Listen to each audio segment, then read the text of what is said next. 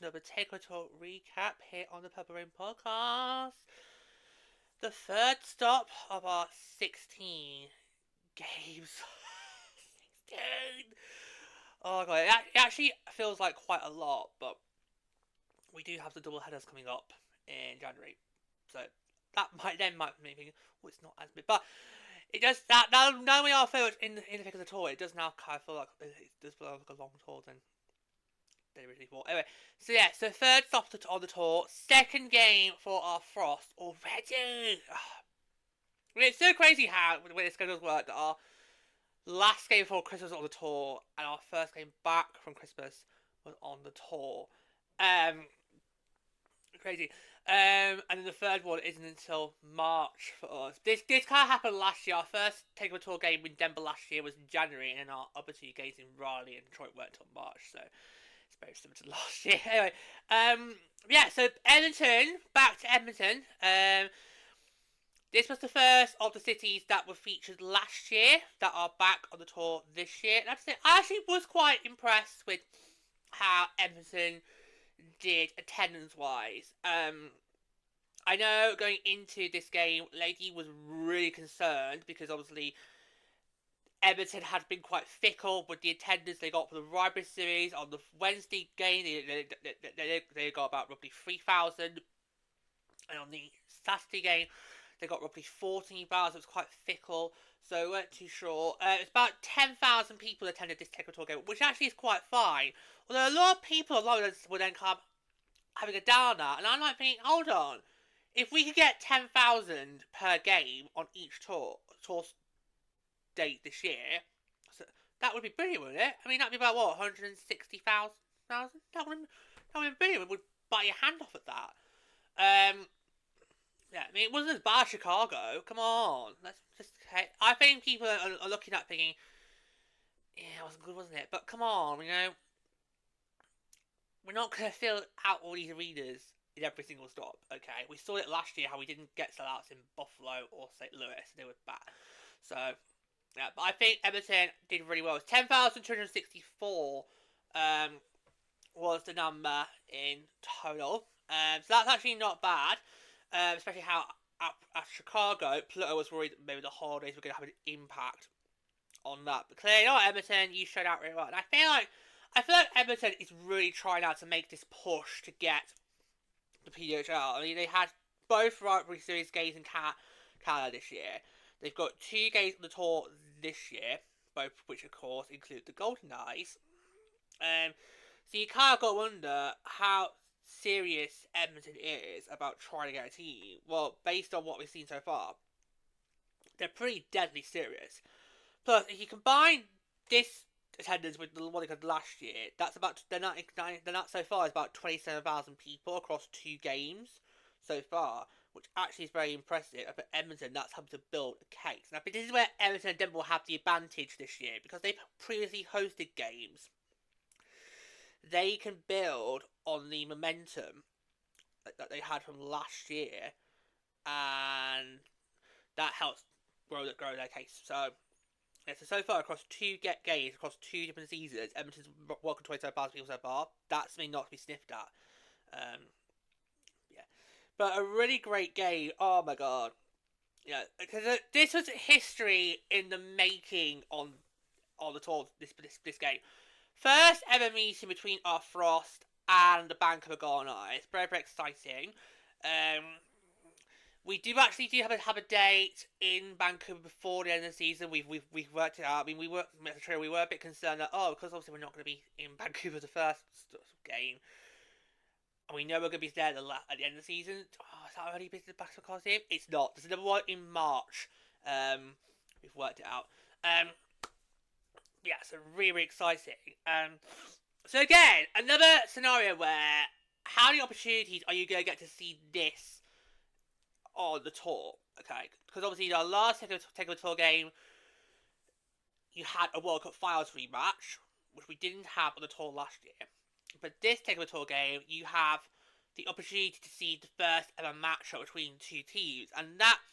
So I feel like these last two Takeover Tour games have given people reasons why you've got to come, because when you get the opportunity to see World Cup Finals rematch in your city, where you have the opportunity to see two teams go head to head for the first time. Yeah. So it's a really great game. So what really annoyed me, the commentators. These two commentators in particular have done the bulk of the Goldeneyes games so far, and they really have made, not just me, but a lady, they've really ticked us off.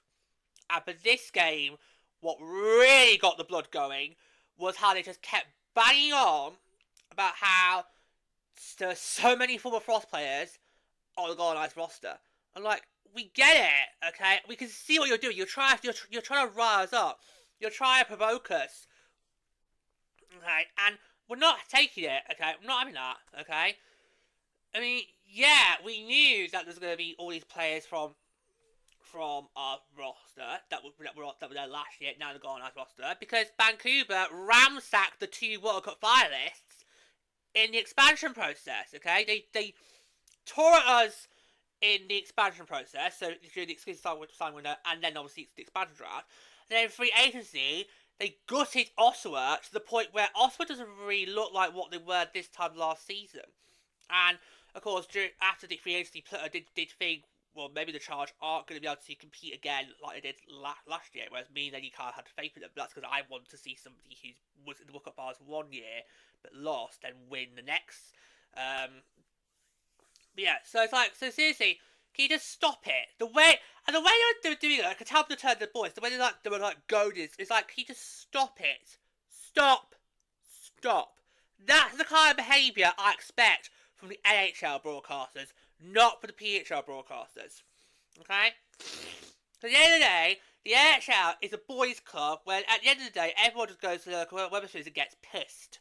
PHL is more of a family atmosphere, and while we may be brothers on the ice, when off the ice, we're family. Okay? We support one another. So that was really just getting on my tits.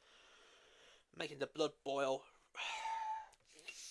Which doesn't need any additional help at this festive period, so just. Yeah, but we noticed these broadcasts have been annoying, just. They've done so far. Okay, so let's get into the recap, shall we? Because this was a brilliant, just pretty good to watch. So Heise's OT heroics lift Minnesota over Vancouver in Edmonton. Taylor Heise's first goal of the season was the overtime winner to lead the Minnesota Frost to a 2-1 victory over the Vancouver Goldeneyes on Saturday afternoon, before a crowd of 10,264 at Rogers Place in the DoorDash PWHL Takeover Tour presented by Explore Edmonton. Heise circled the offensive zone before firing a laser over the glove of Edmonton's matchfire at 2:57 of the extra frame to give the two-time defending World Cup champion Frost their first ever win over the expansion Goldeneyes. Both regulation goals were scored in the first period, beginning with Frost rookie Abby Hustler getting her first of the season and first career goal on early power play at 1:18. The Goldeneyes responded quickly with Izzy Daniels' first of the season at 3:14, and we had a comedy moment on the during the game, didn't we? The PA announcer. Now obviously this was the Oilers PA announcer, so you think he'd know what he was doing when he was announcing Izzy Daniels' goal. He first said Minnesota goal, and we were like, and me personally were like, he didn't. No, he did. And we were like, yeah, we know there's a lot of our four players on that roster, but I'm pretty sure Izzy Daniels was not one of them. Oh, bloody hell. And there's no one telling that this will be able to watch forever on YouTube. So, take the shame. Across two scoreless periods, Maddie Mooney stood tall in the froth race, turning aside 27 shots for her first win of the season in 3 starts. Maschmeyer, who hails from nearby Bruderheim, Alberta, stopped a season high 33 shots in her homecoming. Both teams will play each other once more before the New Year, with Minnesota visiting Toronto on December 30 and Vancouver traveling to New York for a December 31 matchup. This was the first of 2 Takeover Tour games to be played at Rogers Place this season, with Vancouver returning to host the Boston Fleet on April the 7th, and that is the final day of the Takeover Tour. So Goldeneyes will have a second opportunity to do well in Edmonton. But based on that, what a great first performance. And what a game. I mean, particularly the power play. I mean, we as a trio have been talking about how we've noticed Vancouver's mistakes, and their discipline that first period was a no-show. So the fact that on our first opportunity we scored quickly, and then the other 3 kind of didn't do as well. If we had got another one of those goals in that first period, then I don't think this goes to overtime. But yeah, so what a way. And I mean, Hustler, first goal of the season, her brilliant, and also Heise's goal. It was one of those delayed reactions. There's been a lot of times when we've watched the PHL and it kind of feels like there's a delayed reaction to a goal. I don't know if this is the net result of watching it on a streaming service, but yeah, I mean, Heise's goal it took a while for us to realize, oh, it did go in, and also for the horn to blur as well. But again, we aren't Edmonton, so we're not used to that horn. Yeah, that was a brilliant. That was a highlight reel, and I think we're gonna be literally playing that over and over again for quite some time. But yeah, so a really intense match between the two sides. I think it was a really great game. Both sides played extremely well. And Maddie Rooney getting her first win of the season was brilliant, because she hasn't done as well so far as she normally would. And it kind of feels like the roles have reversed. So this year it kind of feels like Hensley's more seen as the starter rather than Rooney. But yeah, it's a really great player to get her first win on the belt, and she well. That's one of the best fours of the season so far. Yeah, but what a treat for Everton, eh? I mean, that was just brilliant. And that's the second time now that again Everton has had to go to overtime. Because obviously last season we had to charge and Scepters take part in the Takeover Tour there, and that game also went to overtime. I'm not sure if it was the same score, but definitely did go to overtime, and Toronto got the win there. But I felt this was more of a high octane game, despite the fact there were 2 scoreless periods. Both teams had brilliant player chances to get the win regulation. Yeah, so and a huge bounce back from us. Obviously, our last game before the break was that Takeover Tour in Chicago, where the trio we just like were not happy with our performance there. So to be able to rebound brilliantly is great. Yeah, so we're now 1-1 in the Takeover Tour this year. So we go to Denver. We might end up having the same record we had last year, but it's fine. Yeah, so let's get to the quotes, and we're going to start with it's us first. It's us first. So we're starting with Minnesota head coach Ken Klee on today's game and atmosphere. What a crowd. That's pretty impressive for all the fans to come support both teams. I thought it was great energy, really. I was just really excited. It's my first time ever to play a game or even coach a game here, so it was really exciting. Next up, Frost for Heise on her game-winning goal. I think I missed it about 3 times during the game. Just knowing our goalie scout and what we've seen from film, I think Britta makes great plays. out there. She's a grinder, and she's going to get the puck, and I'm just trying to get open. At the end of the day, I saw an odd angle shot, and that's something I practice often. I was just hoping it went in. So I just paused it there for a second because I don't think Brit would like to be called a grinder.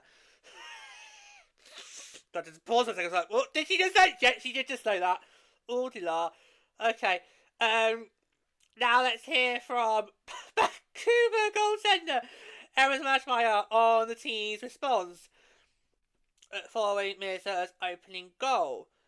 For me, it's making sure I make that next save and calm down the game. That's my job. It's to make sure that I'm consistent between the heights and slowing down plays and holding pucks wherever I can. We had 3 PKs shortly after, and it kind of set us to respond. We did. I was really proud of the girls in front of me. We take a lot of pride in our PK, and we want to do it well. We want to create moments out of it, and I think that we did. Obviously, the goal by Izzy right after they scored was a huge answer back. So really proud of the character moments from the first period for sure. And finally, we got Goldeneyes head coach Brian Adelaski on improvements he saw from his team. I thought we played a better game about not giving up a lot of odd paired rushes and really trying to defend through the neutral zone a little bit better and making smarter decisions, not turning pucks over, coming out of our zone as much, and that's a recipe for success when you can push things to the next level or get pucks deep. I thought we took some positive steps with that in managing the game and waiting and being patient and not forcing things that weren't there. He talks improvements, but here's something to note about. That's now 2 games in a row, 2 home games in a row, I should say, that Vancouver have lost. And the Goldeneyes have been really impressive at home so far. They had yet to lose a game before Montreal, which I believe was their last game before Christmas, defeated them in a convincing fashion. And then obviously, because the Goldeneyes were classed as the home team for this game, that also counts on their record as a home loss. So that's 2 games in a row now that Vancouver have lost at home. And they are going to be back at home for quite a while now. Both the Goldeneyes and the Torrent are starting massive road trips, the Torrents obviously begins with their Takeover Tour stop in Dallas, and got for the Goldeneyes that will begin on December 31 in New York. So they both go on massive road trips now, and they've both yet to get a road win. So we'll see how that goes there. Let's up here shop of the notables, and then we'll do some final thoughts. So, this was the third of 16 games in the 2025-26 PWHL Takeover Tour, with each game required extra time following Montreal's 2-1 shootout win over Toronto in Halifax on December 17, and of course it was 3-2 overtime win over Minnesota in Chicago on December 21. Both Takeover Tour games played in Edmonton have been decided in overtime, with Toronto defeating Ottawa last season 3-2 on Pro 16. So I was right, it was not the same score, just couldn't remember what it was. Vancouver lost in overtime for the first time in team history after winning their first ever overtime contest in their opening game against Seattle at Pacific Coliseum. Minnesota was 5-4 in games beyond regulation in 24-25, with 3 of their 5 wins and 2 of their 4 losses coming in overtime. They were 0-1 in overtime this season before today, but we only played 1 game past regulation before that game, so Anyway, move on. The Frost outshot the Goldeneyes 35-28, making it 7 straight games Vancouver has been outshot by its opponents since tying Seattle in shots in the season opener. Heise scored in overtime for the first time since Game 4 of the 2025 PHL playoffs against Toronto on May 14 to win the series and send Minnesota to the PHL World Cup Finals. She also scored in overtime last season against Boston. That was back on January the 8th in a 2-1 home win. The Frostboard has 5 points in 3 games in Edmonton this month. Because of course you've got to call the Rabbits as well. Oh, it does mention on the notes as well. Previously recording 4 assists in 2 games with Team USA against Canada in the Rabbits series at Rogers Place. Maddie Rooney is now 3-0 in Takeover Tour games all time, following a 21 save effort in a 4-2 victory over Montreal in Denver, jumping to 12, and a 19 save shutout in a 5-0 win over Ottawa on March 7 in Raleigh last season. Erin Smashmeyer has 13 career games with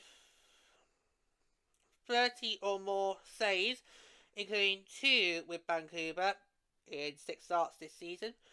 The Bruderheim native is now winners in 2 PHL starts in Edmonton, having suffered defeat with a 31 save performance last season in Ottawa against Toronto on February 16. Another time result. Abby Hustler's first career PHL goal came in her 7th game and 13th shot on goal. The Frost second round pick is the first player from Prince Edward Island to play and score in the PWHL, and now has 2 points following her first career assist in her second game on November 28th. Izzy Daniel scored her first goal and point as a member of the Goldeneyes after scoring twice with 5 assists in 30 games as a rookie with Toronto in 24-25. The 2024 Paddy Kazmaier Memorial Award winner was picked by Vancouver in the 4th round of the 2025 expansion draft. May Bapperson recorded an assist for the 3rd straight game and has 4 points for goal for assist as part of her career high 3-game point streak. The defender's 4 points surpass the 3 she registered in 25 games as a Frost rookie in 24-25. Kendall Cooper also picked up the assist to extend her point streak to 3 games. The Frost first round pick is tied with Bapperson for the team lead in scoring among defenders and is tied for 3rd overall in rookie scoring with 4 points in 7 games. Britta Salemi's primary assist on Heise's overtime winner was her league-leading 7th helper and 9th point of the season. She is currently on her 2nd 3-point streak of the season, 2 goals, 2 assists, after opening the campaign with points in 3 straight contests. Sydney Moran recorded her first assist and point as a member of the Frost after signing with her home state team in the off-season. The Minnesota native produced 8 assists and 12 points in 54 games with Boston across the league's first 2 seasons. Darcy Lepan picked up her first career point with a primary assist in her 8th PWHL game with Vancouver. The Kingston native was a Goldeneyes training camp invited and was evaded from the team's reserve player list to open the season on the active roster. Ashton Bell recorded her first assist and second point with Vancouver after previously scoring on December 6th. The Goldeneyes captain had 8 assists and 13 points in 51 games with aura over 2 seasons, but missed last year's Takeover Tour game in Edmonton due to injury. Dominic Petrie led all skaters in today's game with a career-high 6 shots on goal. Her Frost linemate Grace Dunwinkle finished second on the team with a season-high 5 shots on goal. Hannah Miller led all Goldeneyes skaters with a season-high 5 shots on goal. Kelly Paddock led all players with 14 face-off wins on 19 draws as the Frost held a 54.1% efficiency at the dot. Mashmeyer participated in the ceremonial face-off with Frost captain Kendall Coyne Schofield, performed by Christina Picton, captain of the Canadian Women's National Para Ice Hockey team. Now, I remembered her very well. It's one of those very rare times where, oh, I know that person doing the seminal face puck drop. Because obviously, back in the summer, at the end of August, it was the last week of August, we had the first ever women's para ice hockey world championships, which of course featured Canada, USA, Norway, Team World, Australia, and also Team GB. And Team GB were in the same group as Canada. So that's how I recognised who was coming down to do the ceremonial puck drop. So yeah, will we see a Milan Cortina? We'll have to wait and see. But yeah, so that's very red when you recognise we'll do the puck drop. But also another thing that annoyed me about that was how the commentators say, "Oh, Annette Myers doing the ceremonial puck drop. Not seen that before." And like, did you not watch last year's Takeover Tour game in Denver? It happened there. Nicole Hensley, despite being injured, okay, and not getting a start, she still went and did the face-off. So did you not watch last year's Takeover Tour game in Denver? This game was one of those games in hockey where you think, you know what, it'd be much better to just have the sound off. I've had that plenty of times with the men over the years, and this is one of those rare times where I was like, right, you know what, give me the remote, turn the sound off. Just, we don't need them. Me and Lady could probably do the commentary a lot better than these two clowns. Where did you find them? Just honestly. And we'll just finish off now with the 3 stars of the game.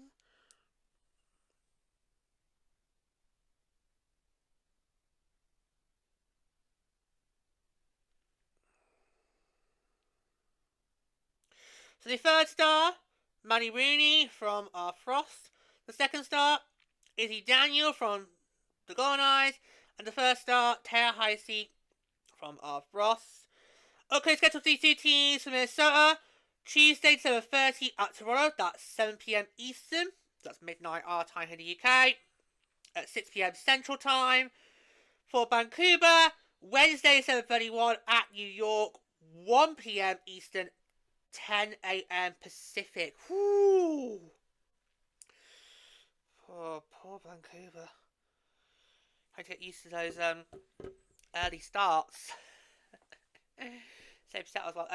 Okay, so let's just finish on our thoughts. Overall, I think an amazing game. This was a really great game because obviously, first time these two sides meet. So our first time the Goldeneyes, you're just not too sure how it's going to go down. You want to try and set the tone, and this is a brilliant. I think both our first games against both the Goldeneyes and the Toronto have been thrillers, and both really compared it. So it's going to be really exciting to see what happens when they come to Minnesota in January. Seattle's coming first. They're going to be coming on January the 11th. And then the Goldeneyes, we will see them on January the 28th. That's the last day before the league shuts down for the Olympics. So, yeah, so it's not too long before we get to see these two teams in Minnesota. So that's going to be really, really exciting. To go to Vancouver, because there's going to be a lot of players who are going to have a homecoming. It doesn't bother us one bit. Stop trying to go me. You want to try to promote me? And promote! Alright? It's like, seriously, stop it. Okay? Every team lost big players, okay, in the expansion process. So, why are you focusing on us when Boston gave Seattle Hillary Knight, Toronto gave Vancouver Sarah Nurse, you know, New York lost Alex Carpenter, you know, I could go on, okay? Every team lost big in the expansion draft. What? But why are you picking on us? Okay? Plus, I'm not surprised that Vancouver, in the expansion process, decided to go and ransack the two teams that made the World Cup finals last season, because wouldn't you want to go for that? Would you want to go for players that have got championship pedigree in their belts to come on your team, especially when you're in a very tough league where it's going to be very hard to try and get to the playoffs? So, just stop it. Yeah, but yeah, Edmonton, I think, did really well. Really pleased with that, because obviously Chicago kind of knocked my faith in terms of, you know, fans showing up. Especially how this was another historical marquee.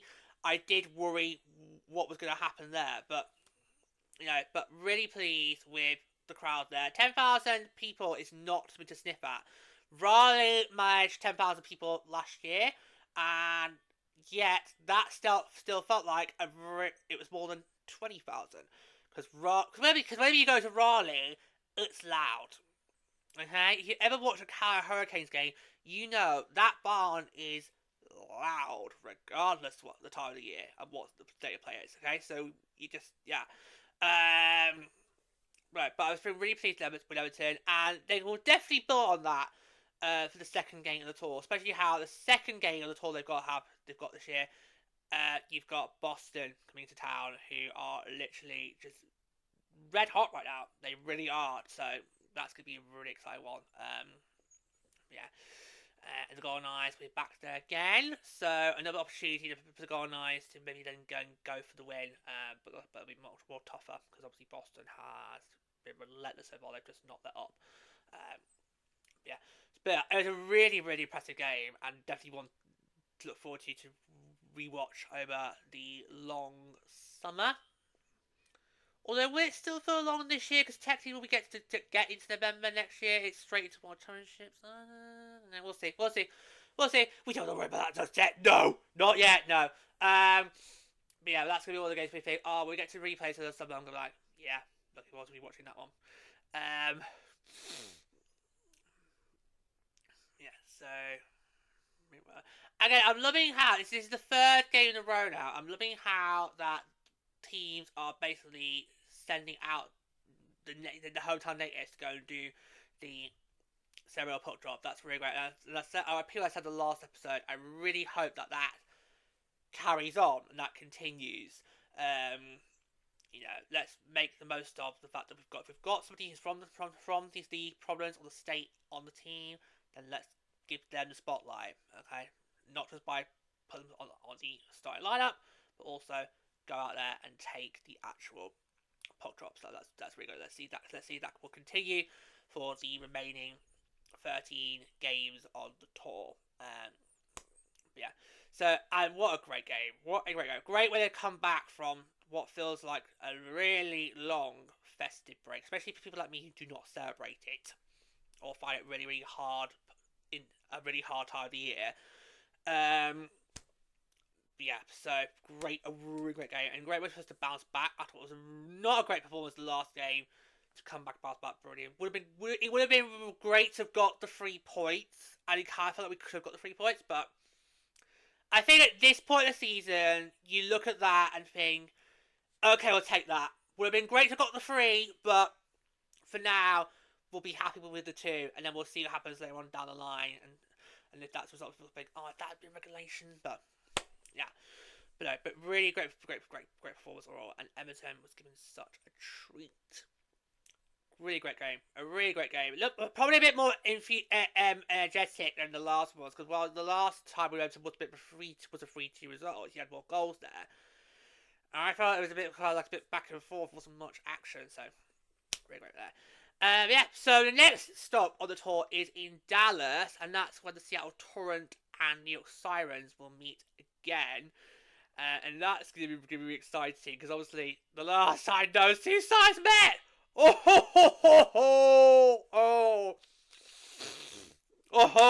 so this could get out of hand. And you're also in the Lone Star State, so maybe draw the pistols on standby, because that could get really out of hand. And that's going to be exciting. Anyway, but yeah, so thank you, Edmonton. And next stop, Dallas.